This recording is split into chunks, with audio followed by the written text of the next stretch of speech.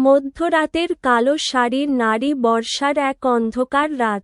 রাত তখন ঠিক 12টা।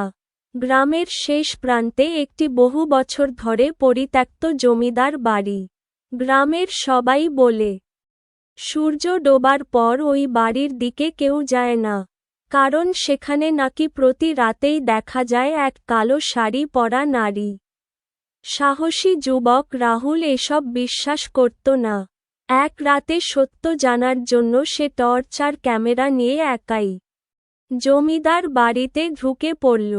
বাড়ির ভেতরে পা রাখতেই চারপাশ যেন অস্বাভাবিক ঠান্ডা হয়ে গেল।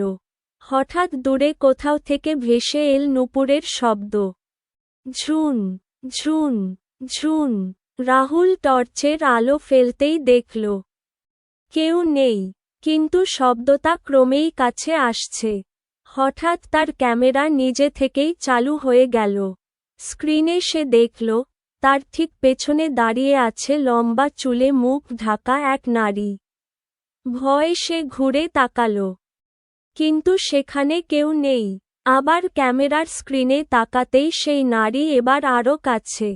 তারপর কানে ভেসে এল ফিসফিস করে বলা এক কণ্ঠ, আমাকে কেন বিরক্ত করলে?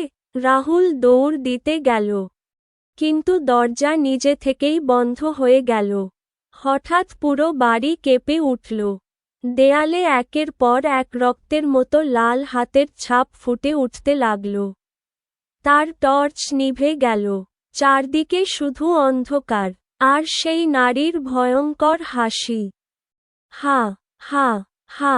পরদিন সকালে গ্রামের লোকজন জমিদার বাড়ির সামনে শুধু রাহুলের ক্যামেরাটা খুঁজে পেল। ক্যামেরার শেষ ভিডিওতে দেখা গেল রাহুল আতঙ্কে চিৎকার করছে, আর তার ঠিক পেছনে দাঁড়িয়ে আছে সেই কালো শাড়ির নারী। ভিডিও হঠাৎ বন্ধ হয়ে যায়।